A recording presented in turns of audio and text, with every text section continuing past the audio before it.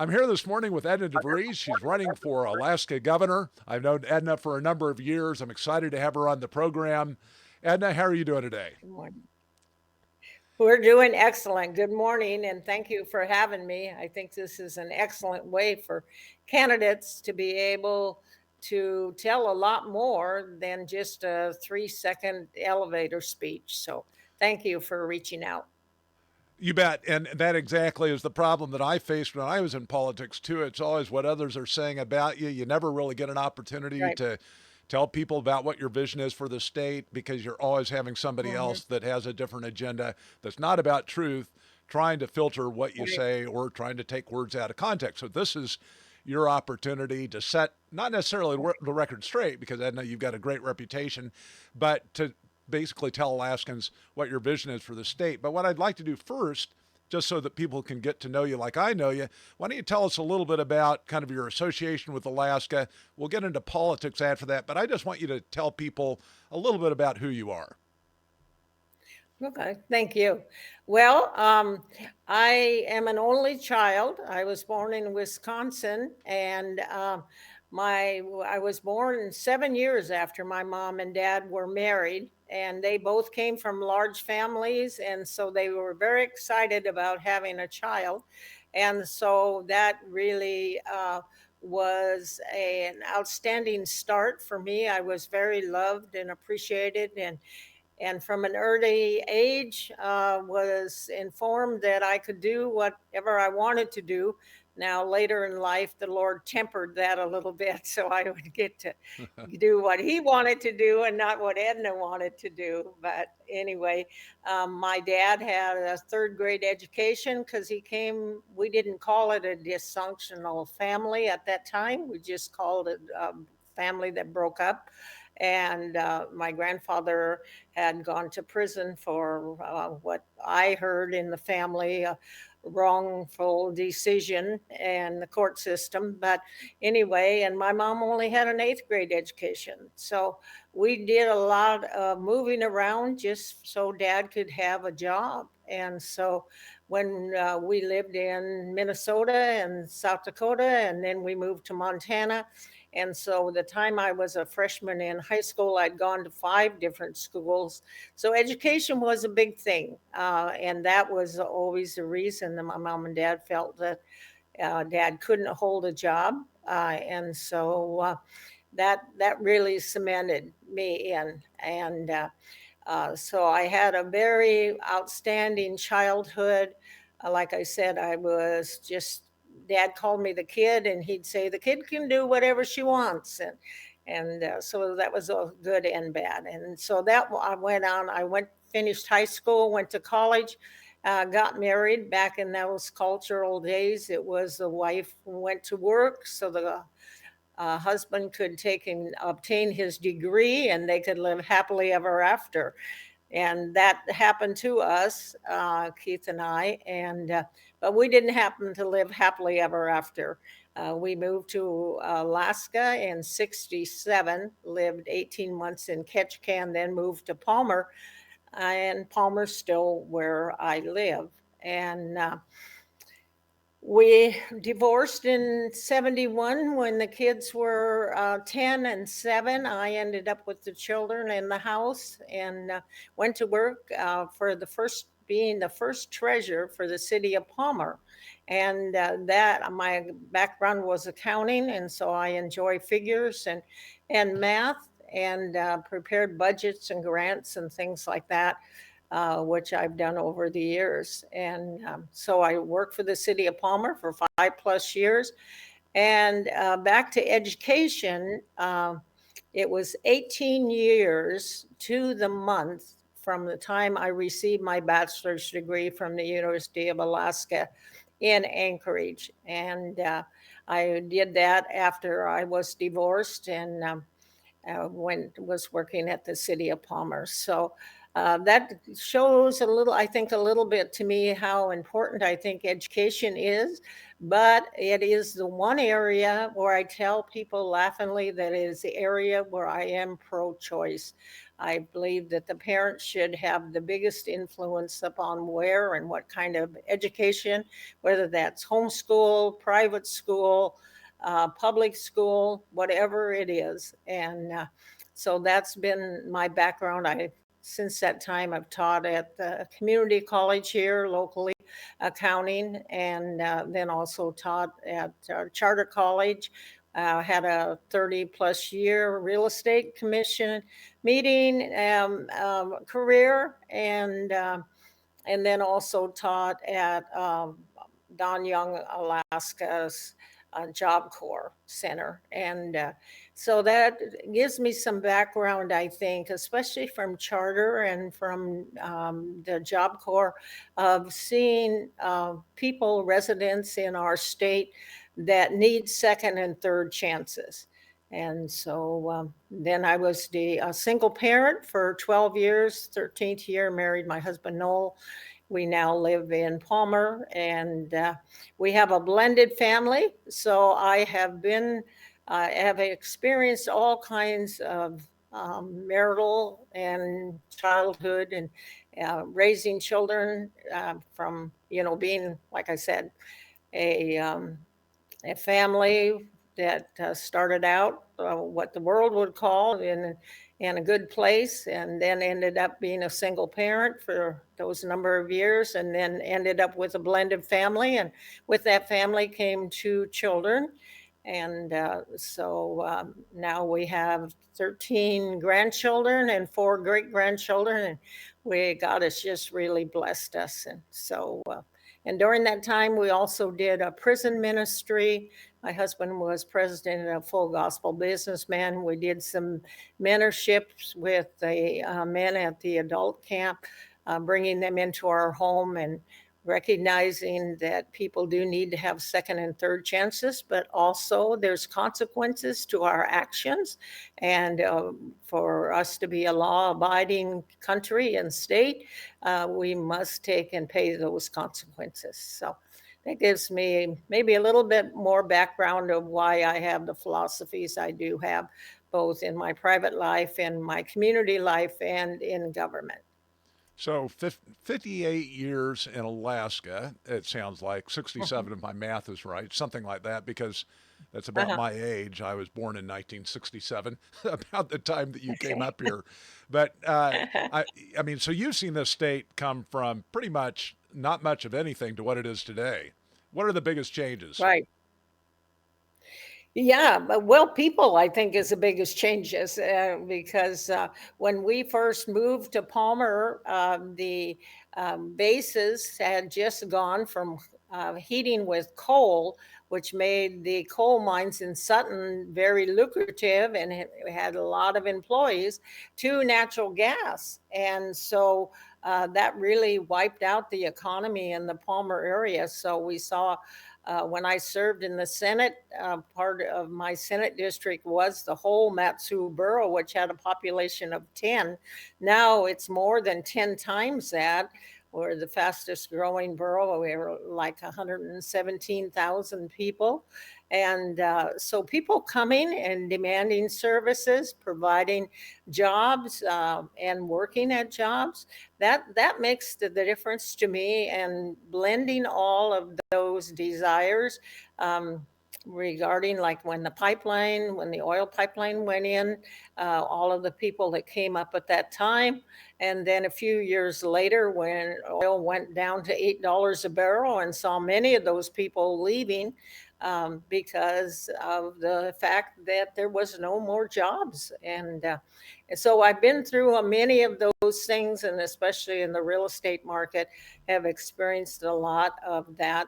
Um, but I believe I'm very optimistic, and so I believe in people, and I believe everybody comes with the right idea to try to make it a better place. But there are sideboards that you have to have I think in order to have a growing community, and in our borough, our motto is it's the best place in Alaska to live, work, and play. And we work at being able to allow that to happen with a very limited government basis. And I think that's one of the areas on the state level that anybody that has an idea, well, let's the government fund it. And we can't continue to do that. So maybe I've So you've been gotten through the too, ebbs and flows of the state, the ups and yes, downs. You yourself have yeah, gone through your ups and downs. You've had a lot of experience. right. Why don't you tell our listeners how you first got involved in Alaska politics? What was your first foray into that area? Okay, I will gladly. As I said, when we came to Palmer in '69, the coal mines had just shut down. And so it was really at a low. And then 2 years later, when my first husband and I divorced, I was left with the two children, and I was left with the house, which was a real blessing. And as I stated, my background was accounting. And for the city of Palmer, up to that time, they had a city clerk, a treasurer, and a city manager. And the city clerk and the city manager had a disagreement of the direction for the city. So the council formed the city clerk and the city manager into one position and gave it to the city manager, which left the city treasurer by its standalone by itself, first time in the history of the city of Palmer. And that position opened up, and I applied for it, and I got it. And so I became the first city treasurer for the city of Palmer. I worked there for a little over 5 years. And then, because I wanted to have the flexibility to finish my degree and commute back and forth to Anchorage, I switched over to real estate, as well as my kids were active in sports. And 8 to 5 jobs sometimes ran into problems with getting them back and forth to practice and games. And so I switched over to real estate, where I had more flexible ability. And but after a couple years of being away from the city of Palmer, I found that I missed not knowing what was going on. And to me, what was going on was what the government was doing. So I ran for the city council, was elected the first woman to serve on the city of Palmer council, and then later ran for the borough assembly, and then became the first mayor of the Matsu borough, not this term, but the term in 1982, and then was elected to the state senate. And then I ran on successfully for lieutenant governor a few years after that. And then so I took a breather then. And that was a time when we were messing the two families together. And so I just needed to be able to be sure that that was a successful marriage, and we were raising the new kids. There was quite a span of age difference. I happen to have my children very young, even though my husband is older than I. He had his children later in life, so we sort of, my two children were already in college when we married, and his children were still in grade school. So I needed to spend that time, and so I took a breather during that time. But that's what got me in, was a need. I had a need. I had two hungry kids at home. I had a house payment, and was very thankful to have the house, but also I needed to make that payment, or if I didn't make it, have to make a rent payment. And as I said earlier, I was an only child, didn't have brothers and sisters around me. My mom had by that time already passed away, and my dad had remarried, and he was in Montana. And then when he retired, yeah, he came to live with us later in the 90s. But so that's what got me in. It was really a basic need, but in my mind, the Lord was showing the fact that He could provide for that need, and also set me on a direction that I'm still involved in, and that's government. And so, after you raised your children, of course, you got involved again in politics. And more Mhm. recently, what have you been doing in your elected positions? Okay. What I'm most recently doing, I am just was last November elected for this my second term to be mayor of the Matsu Borough. I ran unopposed, and so I think that shows quite a bit that people like what we're doing here in the borough. And then prior to being elected 4 years ago to the mayor of the Matsu Borough, I served. For 5 years as the mayor of the city of Palmer.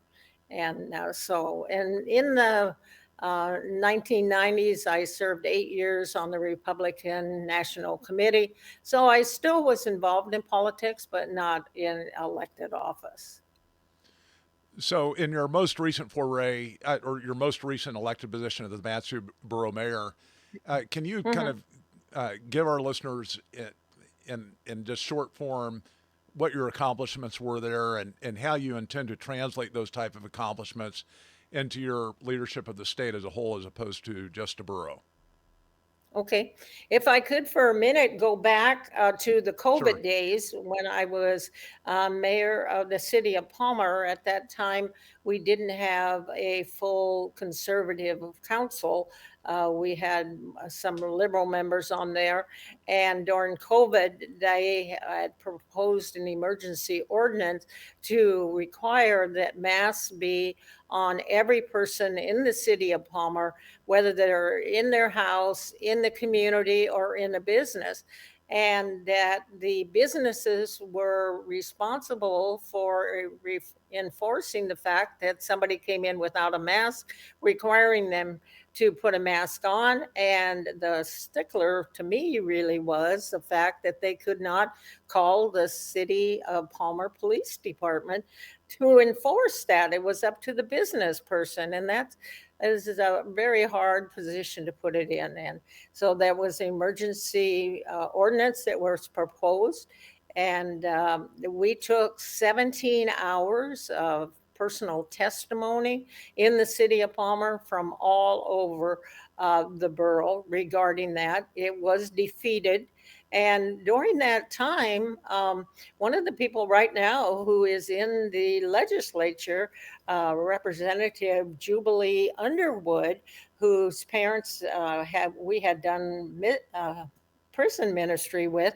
She came up to me and she said, Edna, she said, how can this happen in our valley where they were taking away our freedoms? And at that time, she had a boy that was playing basketball for Wasilla High, and they were requiring him to have a mask on when he was playing ball.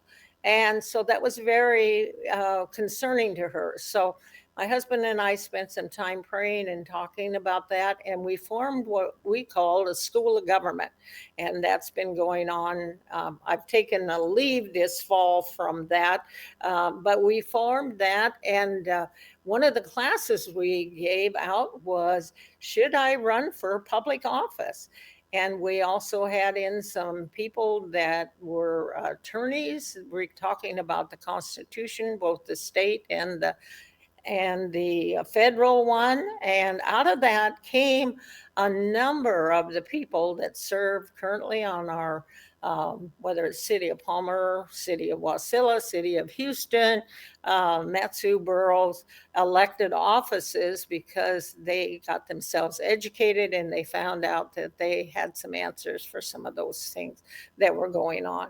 And so, in doing that, when I was elected mayor of the borough, we had a very conservative um, 5 to 7, I mean, 5 to 2, 7 total members of a borough assembly. And so, what we've done since that time is to stay in our own lane.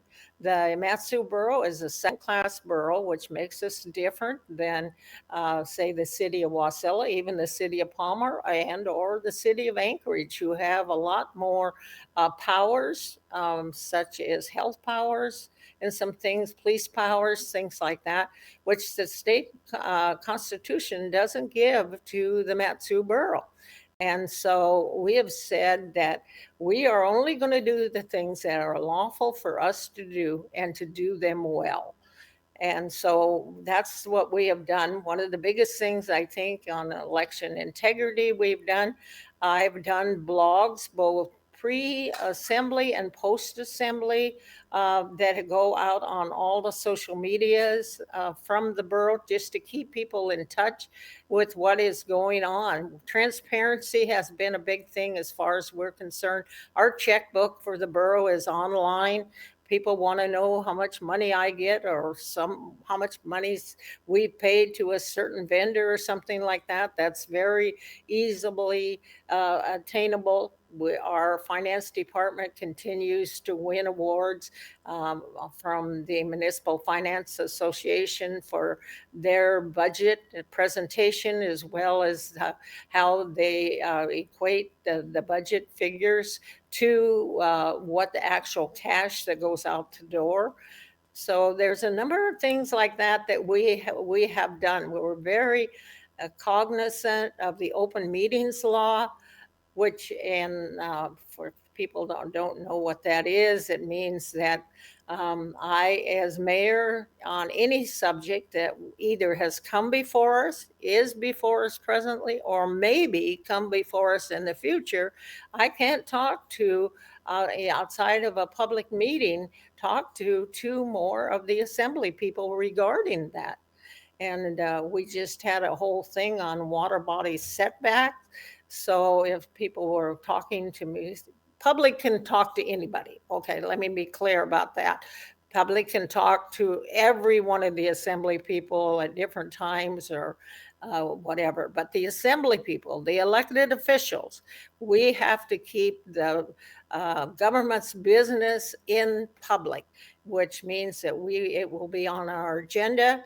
We did open up a second part on our agenda for audience participation. I made it earlier in the evening. Our assembly meetings start at 6 o'clock, and we made it for about like 6:30, 6:45. So people that have other lives can come and give their input on anything that's on the agenda, or anything that they just want to be informed the assembly about it. And then later in the meeting, after the assembly has done some of their business, there's another time for audience participation. And So just the things regarding transparency, election integrity, being more open. I hear time, and I have my landline phone at my office is automatically transferred to my cell phone. And I won't tell you that I'll answer it at midnight, but I generally answer it for till 9, 10 o'clock at night, and then starting, in the morning. And probably everybody knows that, we're farther behind than people on the East Coast. And so sometimes the phone calls come early in the morning, and many people will say to me, is this really the mayor?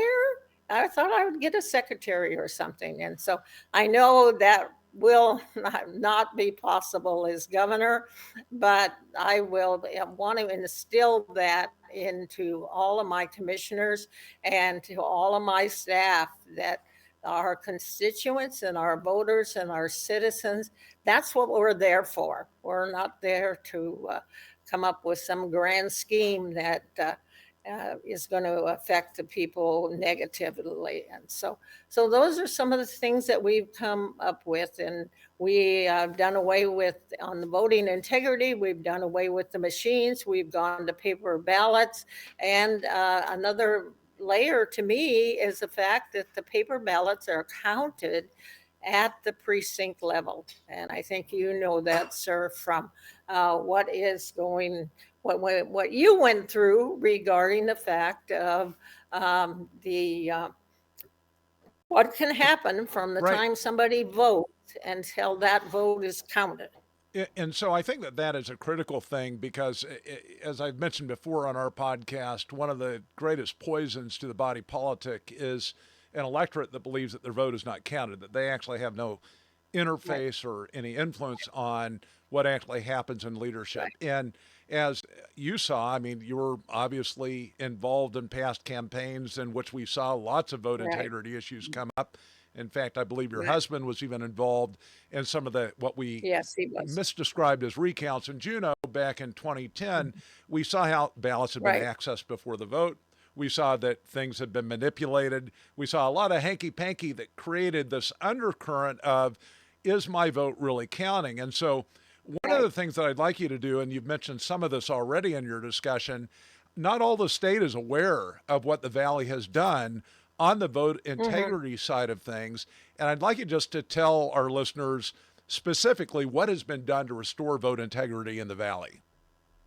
Okay. Yeah, we're glad to do that. And really, I can't say that it came from me. It wasn't something that I introduced to the assembly. We had a group of citizens, local citizens, that said we do not have faith in the machines. We know what can be manipulated in our computers, and I think we start to see that more and more every day. Uh, and so a group of citizens came forth, and to be honest with you, they had to come forth many times to talk about the machines and how the hand counting was going to take place, how long it was going to take, because of course we heard from the people that were not interested in that how can you get accurate counts? And the whole distrust area with each other as well as with government really roared its head. But that group of about 17 people came often to every assembly. People, they even came up with a little, I'd say, a dog and pony show where they went through the whole routine, and they only each got 3 minutes. So they had to sort of do it like a play, three for the first 3 minutes, somebody would talk about and show how they were marking out the ballot. Then the next person would come up for their 3 minutes and show them how they were putting it in to a ballot box, not into the machine. And then the next 3 minutes, how those were taken out and then how they were counted, and et cetera, et cetera. And so we were.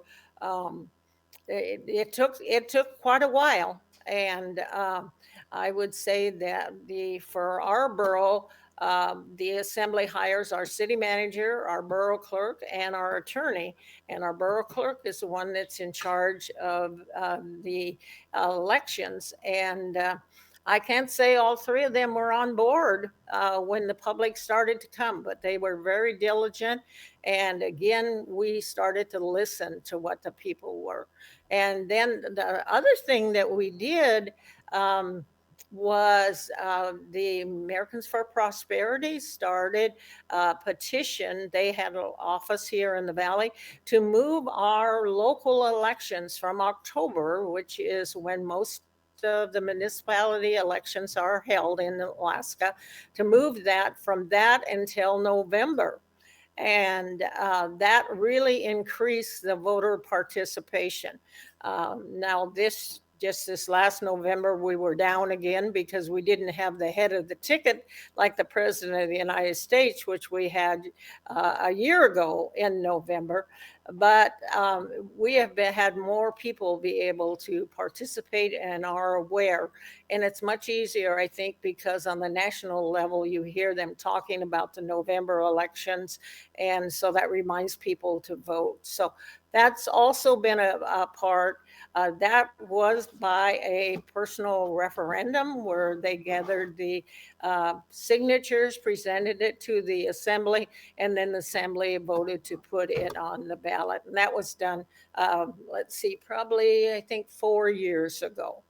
And then also, just a couple years ago, we moved our assembly length of terms from 3 years to four. So again, it would click up with the November elections and would be on the 4 year cycle rather than the 3 year cycle. And so we've, I think, continued to massage that. Right now, I'm not aware of anything else. We also, even though everybody always says the local municipality elections are nonpartisan, I think most people know which way people are leaning. And so we ruled that the candidates could, on the ballots, put their party affiliations if they wanted to. And so the people that are voting then, like myself as a Republican, I could last November put on the ballot that I was a Republican. How many So we candidates are just tried. actually doing that? Are most of them, or just a select few? I think most of them are, even if they're nonpartisan, they are putting that on there because well, what I'm going to say is I think our voters in the Valley are of the understanding that if they don't put down that what party that they are of, a party they don't want to acknowledge. And so that I think is they're sort of what am I sort of embarrassed into it, I think. And but yeah, the majority do. And I think, even in my personal opinion, the one that we just had, our election just had in November, uh, was the fact that there was a very conservative candidate, but he would not join the Republican Party. He's nonpartisan. And so he lost to a much more liberal person. Um, because of the fact that he couldn't get the Republican endorsement. So the Republican endorsement means a lot in the Valley because I think we've stood for what we believe in, and hopefully we follow through with the promises that we make during the campaign. Well, I And certainly agree so, with you and trying to that build that trust. yeah, I certainly agree with you that Republicans in the Valley certainly stand on principle and on platform. I'm not sure how many Republicans elsewhere in leadership in the state necessarily follow that, but I've been very impressed with Right. the principle of the Valley Republicans. I wanted to just mention one of the things that has just developed is apparently the referendum on repealing ranked choice voting. What's your take on ranked Right. choice voting? Do you think it's still, well, I guess it is going to be there potentially at the time that the election occurs for the gubernatorial race. But before we even get to that kind of speculation, what has its impact been on Alaskan politics from your perspective? It well, I believe, and I've been taught, and we taught it in our school of government, that it's one man, and I'm not trying to be sexist, one person, one vote. And with the ranked choice, that is a concern to me. So if you vote for somebody that loses, then you get another chance to vote for two or three more people. And so that's so opposite of what our country is founded on, as well as what we have gone, in my opinion, the United States has gone around the world trying to take and instill in other countries, that it's one person, one vote. And so that's a big thing. Was a big supporter of it. I've signed petitions. Uh, I have circulated petitions. We've had petitions at our church. I was happy to see that they now have, for the repeal now, apparently enough signatures for that to go.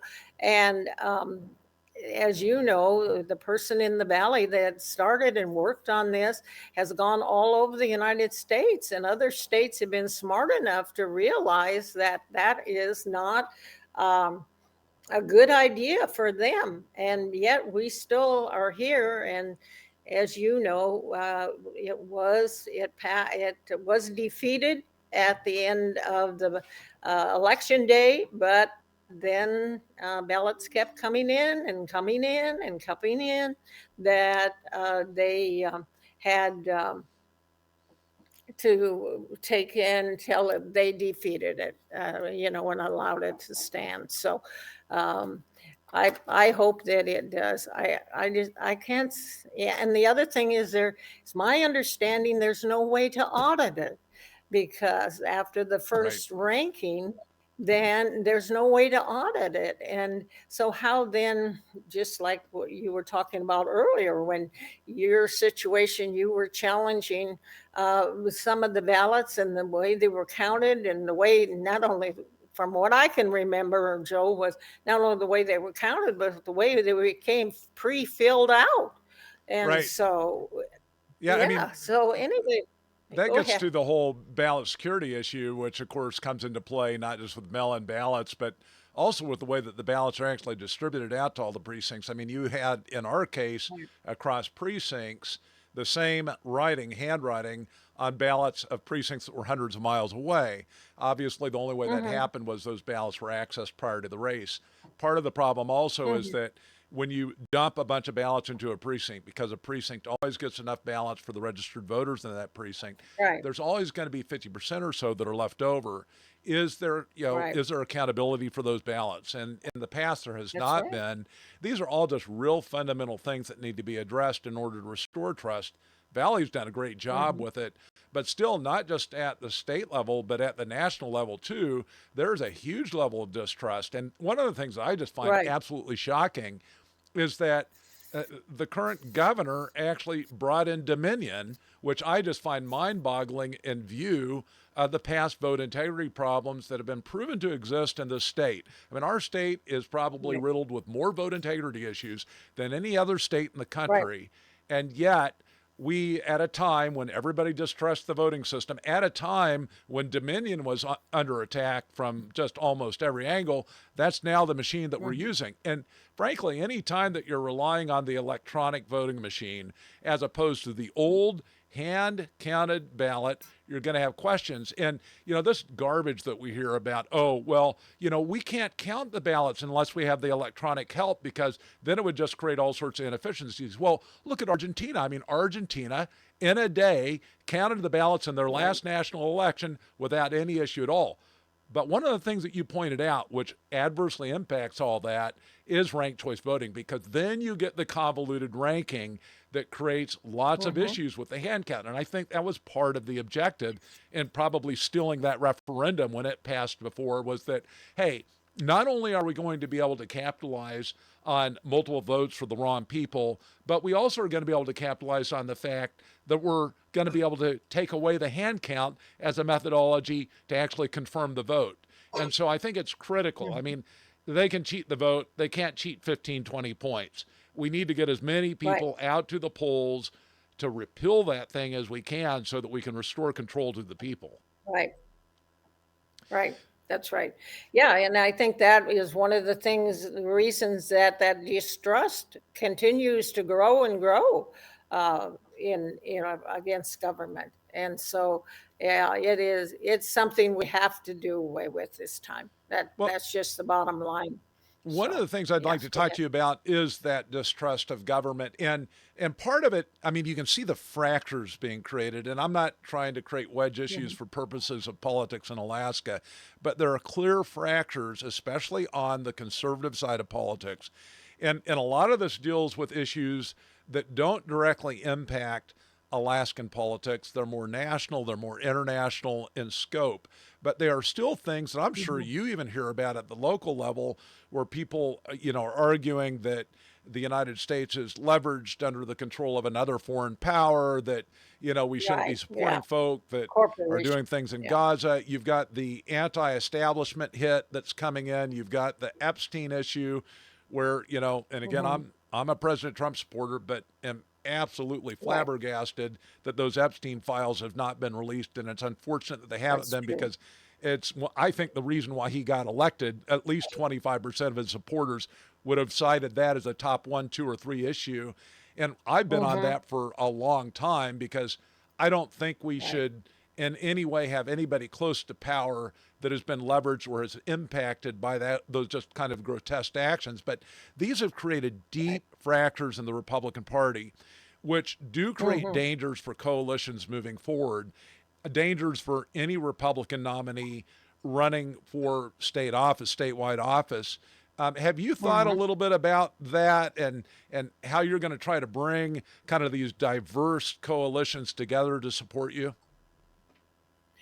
Yeah, I agree. You're right. And the only thing that I would say is that I, as a candidate and as a public official, elected official, as well as an ordinary citizen, that I have to have my integrity to be the top thing. And many people have already asked me about, who I'm going to do for lieutenant governor or commissioners and things like that. And to me, the integrity and following through on your word, you know what the Bible says, you commit to your word to your own hurt. And we have not done that as a moral person, or people in the area of the government. We've said we've been swayed too easily by whoever's standing in front of us. And we don't want to be mean and vicious or anything, but just be able to say, I'm sorry, but I do not agree with that point of view. And that is not going to be part of my administration. And so, yeah, and the only way I think, whether it is in somebody's personal life, where there's been a distrust issue, as well as in the government, is that you have to just be that example, that continual example of being sure that you're following through on your word, and that you're open and transparent before the people. And if you do mess up, then go to them completely, and to take and say, listen, I made a bad mistake here. I was swayed by something or somebody that I shouldn't have been, and let the chips fall where they may. People, I think, are very forgiving. And so open up the Epstein files and let it fall wherever they fall. And people will be willing to forgive, I think. And especially if the person is humble and said, listen, that was in the days when I was young and dumb and inexperienced, or whatever. And I got swept away by somebody more powerful, or I thought that they could give me something that I wanted, that I shouldn't have even been thinking about that. So you just have to build it, and it takes a long time to rebuild it. I think you're right. I think the electorate is forgiving. I think what they want is transparency. One of the Hmm. things that really concerns me is that, and again, you've heard all sorts of Spencers since Tuesday about why the elections turned the way that they did in Virginia and New York City and the like. Hmm. And Hmm. and I'm not sure I've got it all figured out at this point, but clearly that is a warning sign of things to come. Is it a result of an internal split on the conservative side? Is it a result of dissatisfaction with President Trump? I don't know. All I know is in our own house here in Hmm. Alaska, we need to make sure that we're unified so we don't end up with somebody on the left that, further drags down the state in a direction that we don't want it to go. And on that note, I'd like to talk to you a little bit about your vision for the state. Now, I'm going to ask you about some specific questions, and then I'll let you go into kind of your Good. top agenda. But let's talk first about Mhm. social issues. Where are you at on the life issue? How do you see that playing out as governor? I have always been pro-life, and in fact, during the time when I served in the Senate, as far as I know, of all of the candidates, or maybe even any people that are still living that served in elected official in either the Senate or the House, the only person to stand up on the floor during the budget time and to make a motion to remove all of the funding for abortion. And that was a promotion, and encouragement from Father Moffat. I'm sure if you didn't meet him during your life, you probably heard about him, and Well, I was actually how with him strong. back in 2008 when we did the run against the party chair of the Republican Party, and I remember that impassioned speech he gave at the convention. You were there, everybody was there, but yes, I was very honored to have met him prior to his passing. Yeah, yeah. And so we did that. So I've always been pro-life. I was on the local. Right now, we have a hospital that's privately owned in the valley. Prior to that, in the 90s, we had what we called the Valley Hospital, which was local. I had a local board of directors, etc. And I was served on that board of directors as secretary when we tried to close down the local gynecologist here that was performing abortions, not only in her practice, but also in the hospital. And we tried to stop her from performing that. And of course, it went all the way to the Supreme Court in the state of Alaska, and we lost that case. So we have taken some very, very strong pro-life stance in our life. I continue to do that, not only on the pro-life abortion side, but also on the end of life side. That has always been a platform that I used, 40 years ago, and I'll continue to use it. And so I think that's both issues we have to deal with there. Right. I mean, it's absolutely incredible how this euthanasia program has developed and gotten even all Hmm. the more worse in Europe. Canada, of course, it's underway too, where you Right. target the most defenseless who don't even have a voice, and then you decide that they want to end their life. I mean, these are the people at their worst, and yet you're suggesting that they have the ability to decide whether or not they should terminate their life, and then you've got government that's actually pulling the levers to make it happen, Well, which I just find yeah. it doesn't honor life, tears down the family. It doesn't create the type Hmm. of society that we want that honors life, honors the family. Right. Right. Yeah. So, So the issue is on both the side, both of the end of life as well as the beginning of life, and so I believe in the from the point of conception until natural death, and I stand for life. That is my what I'm going to take and talk about during this campaign is I just stand for life. That is it. so let's talk a little bit about the PFD. I mean, it's a critical issue for most Hmm. Alaskans. A lot of people, I mean, that's how they make up the difference between what they make and what they need in order to survive. Sure. What's your vision for the PFD? How do you think that's going to play out during the 4 to 8 years that you're governor of the state? Well, I believe that there's nobody above the law. So whether you're a legislator now that's using the money that is, in my opinion, is in violation of the state of Alaska law, you either need to change the law or you need to follow it. And so I am a strong proponent for fully funding the PFD. I will be like what Governor Dunleavy has done in my budget. I will put it in there. But I think, Joe, it gets to be a more complicated issue because of our court system and the decision. If the what seems like to me should have been that the whole system and that the court decision regarding the way we take and pay the PFD was wrongfully done. And until I don't know, maybe going down a road that you didn't want me to go down, or you weren't ready for me to go down, or whatever. But Anything um, you want to go down, until we're happy to hear it out. okay. Uh, uh, the situation until somebody in the legislature and or the governorship is willing to bring some of these judges up even on the threat of an impeachment.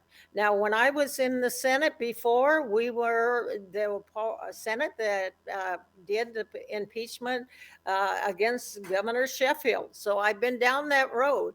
It is not a good road to go down because it does divide the states, but right is right. And we have to say that. And so I think we need to put some fear of God into some of these judges. And it's always interesting to my husband and I because we very seldom vote for retention for the judges, and especially the ones that make these ridiculous, in my opinion, unconstitutional decisions. And they're really, in many ways, we don't in the state of Alaska don't really have three equal branches of government, where the judicial is the one that is taking and setting the course for so many decisions in our state, that is a whole situation. And like I said, I think it's tied to the PFD, because that's where the decision came from. The governor at that time should have been brought up short and said no, and that's not the way you pay for the PFD. And so that's given, and on the PFD, where now there's this time where people are saying, well, we're going to put the corpus and the earnings together and have one account. I am vehemently opposed to that. If people want to get rid of the PFD permanently, they're on the right track there, but that's not the track that I am on. I think you hit it right. I mean, the judiciary is a big focal point of all of this. And so, there are a couple of ways to address that, right? As governor, you can only appoint those that you think are originalists, that aren't going to read into the Constitution something that's not there. I mean, one of the reasons why our state doesn't have capital punishment is because of an earlier interpretation of our Constitution that disallows that. And again, I'm not asking you to opine on that. I think that's kind of pie in the sky if we were able to actually get capital punishment into the system. But the reality is, you're right. The deferential treatment toward the courts is such that they are not a co-equal branch of government, even though they were intended to be that way. And the only way to restore that is through strong executive action, somebody that's actually got the backbone willing to stand up to it. I mean, it starts with selection, right? So you don't have these bad decisions to start with. And of course, you got to deal with the Judicial Council. My wife was on that council for a term. Governor Palin appointed her. She knows what's going on the inside, and how that's not really, a body that reflects the will of the people. So the problem is, you may end up with choices that don't even have a good choice. And so then what do? Well, you just say, hey, go back, give me more choices, give me somebody that's qualified, that's actually going to have integrity toward the Constitution, make the right decisions. And I guess my question to you is, are you willing to do that? Yes, I am. I am willing, because I think that somebody has to do it. And I won't say that it's something I'm going to do in the first 6 months, but it is definitely going to be a goal. And once we get another ridiculous, in my opinion, unconstitutional decision out of the court system from a judge, no matter whether it's district judge or Supreme Court, I am willing to start down that path. And one of the other situations that I think is the situation with the grand jury, regarding changing the grand jury handbook. I think with David Higg, you're probably familiar with that. I have sat with him in meetings with our current Attorney General's office, as well as other situations, and what they have done regarding limiting my access, your access, any citizen's access in the state of Alaska to the grand jury is, I don't want to say what word it is, but so that is also another area where I am going to, and I have not had a chance to talk to the new Attorney General, but that is one question that I am going to talk to him about. I know David has been trying to get to him, but and as far as I know, he hasn't been able to. But that is unbelievable. That to me is almost worse than the decisions that come out of the Alaska Judicial Council. Well, judicial reform, legal reform in the state is critical. I mean, it is a state that seems to be controlled by kind of one side of the political divide without much input from the other. I mean, it's one of the reasons, of course, why not just the state, but the country as a whole has had so many problems. And I applaud you for your willingness to be courageous in that area, because I think that's key to getting the state back on track. Something else that I think is also key to getting the state back on track. I mean, I talked to former Attorney General Craig Taylor, who's an opponent of yours in this gubernatorial race, about drugs across the state. Apparently, statistically, I guess, there has been some improvement, at least as far as criminal charges go, in a lot of different Hmm. categories. Violent crimes, I think even drug crimes have gone down. But one of the things that we see up in Alaska is it seems like there's just more inundation of people that are suffering from the ill effects of drugs, not necessarily committing crimes, but clearly under Hmm. the influence. In fact, my office downtown, I Right. mean, it's a rare day that I can walk outside onto Cushman Street, not step somebody over somebody that's under the influence of alcohol or drug. Right. What do you see, Right. if anything, being the government at the state level's role in addressing what is still a plague on many, not just obviously urban Alaskan communities, but particularly in many Native communities? Right. I think so too. And the city of Palmer just did take and reinstitute now the fact that it is against the law in the city of Palmer for sleeping on sidewalks and in parks. And it wasn't a unanimous decision.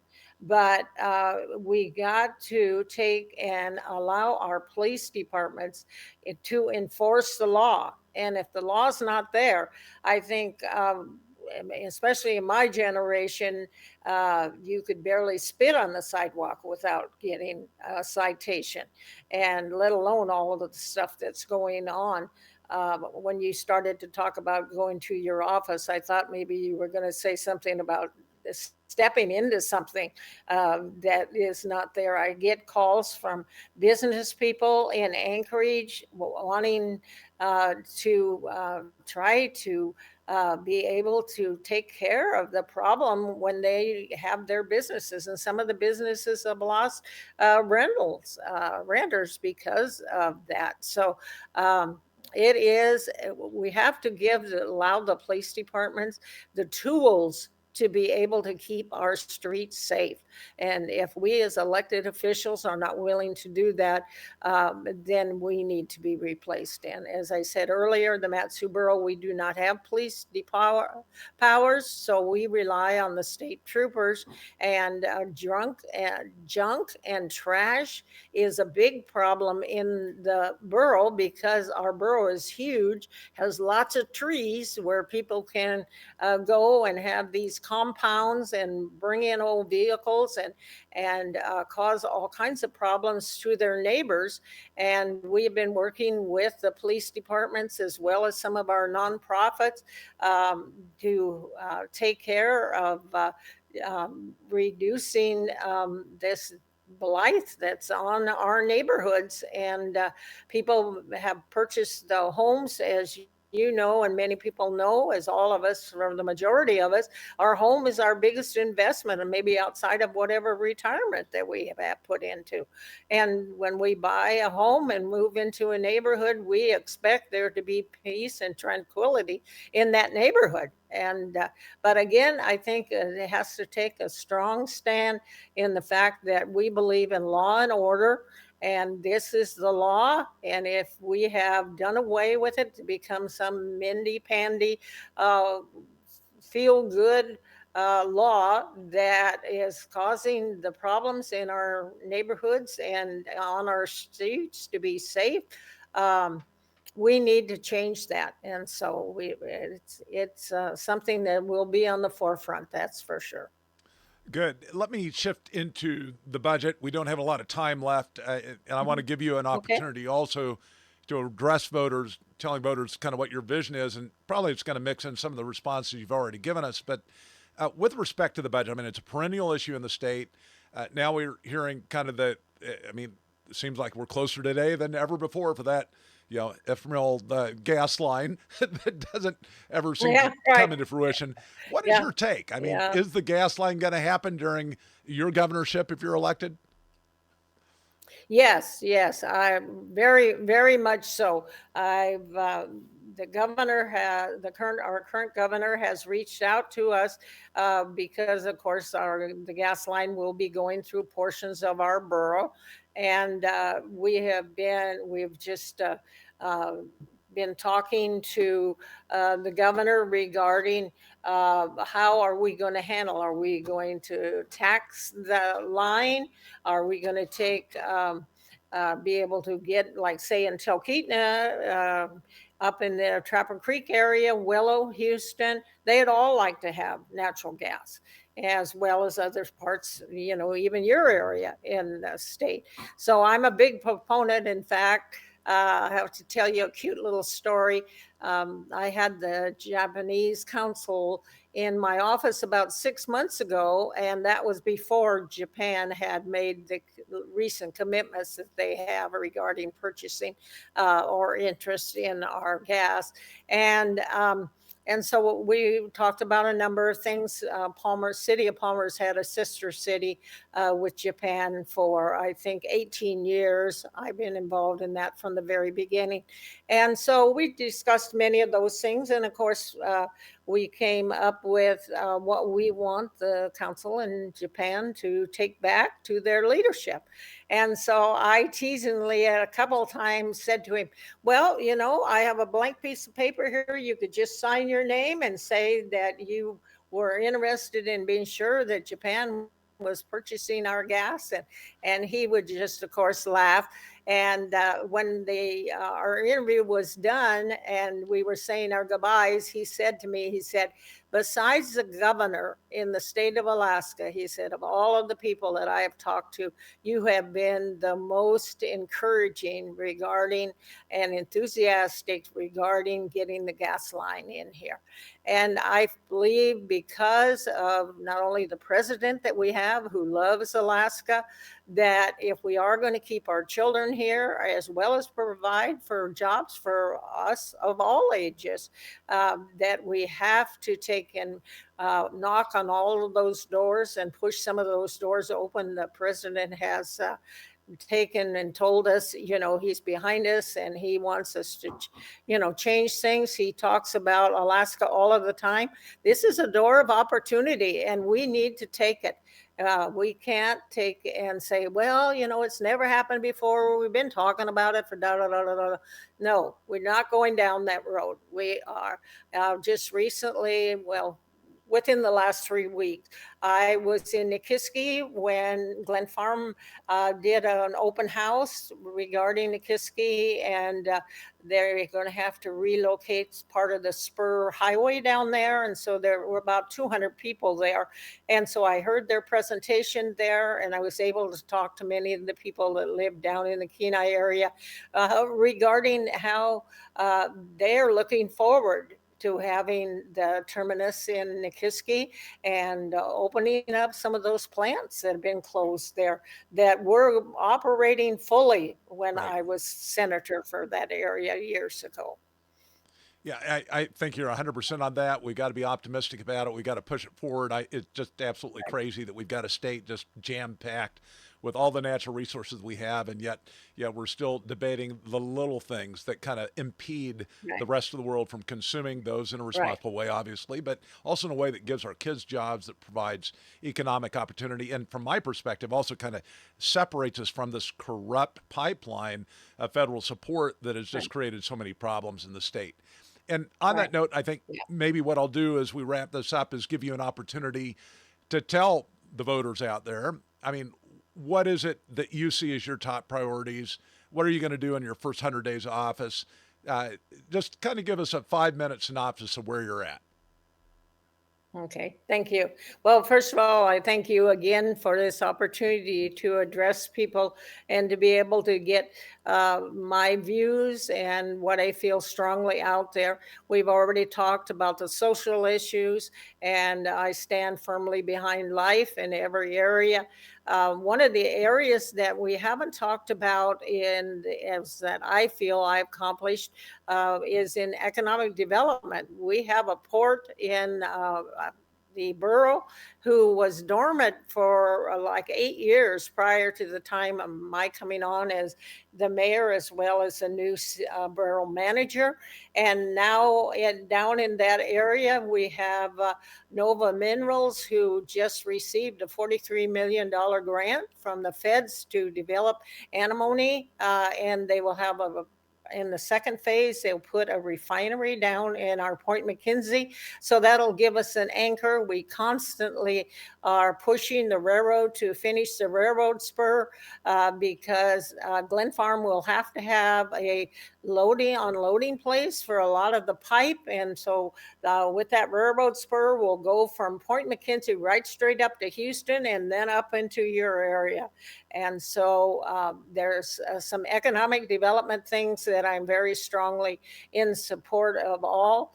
And the first 100 days, I have, without ever meeting her, I have admired Donna Arwin from on the federal level, and I have jokingly said, and I will say again, hopefully she has the Kennedy Center all right at this time, and I would love to have her sit down with me regarding the budget that she started close to 7-8 years ago. And I want to take advantage of her expertise. There are audits that I think are so many changes in the budget type things that we could do regarding unfunded positions, lots of travel that's gone around. As you can already see, I think I am not afraid of saying yes or no. And during this time, while we're waiting for some of the economics in the state to change, there's going to have to be some no's. And one of these non-governmental organizations that have been receiving money, and the people that have kept saying, well, we'll let the government do it. That's not the answer, and it's not going to continue to be the answer. And so there will be, I think, in the well, the first budget, of course, will be the governor's, and then the first 100 days, I'll be able to massage that before it actually goes to the legislature. So there will be some no's in there, and you'll hear some squealing, no question about it. But the fact is, we got to get a hold of the budget, and I have a website. It's www.ednadevries.com. On there is my personal cell number. On the Borough website is my personal cell as well as the Borough number. And we been traveling around. We've been to Ketchikan and down, as I said, down to Kenai and also up to Fairbanks. And we'll continue to get around the state because I think the Mat-Su Borough has shown and is showing the state of Alaska there is a way out of this and a way to have people enjoy living and working and playing and staying in Alaska. Well, very well put. I appreciate you giving us that website again, www.ednadevries.com, ednadevries.com. Go there. Right. Incredibly transparent. I mean, here you are, mayor, you've got your cell phone number, your phone number up where people can call you. Again, understand that when you've got, hundreds of thousands of people that are your constituents, maybe you aren't going to respond. But still, the fact that even as the mayor of the Mat-Su Borough with over 100,000 residents, that is quite impressive. I appreciate your optimism, Edna. I wish you the best in your race. And come back and join us at a later time and kind of give you an update, if you would, on how things are going. Okay, sounds good. All righty. Great. Bye-bye. Thank you again. And thank you again. You bet. Okay.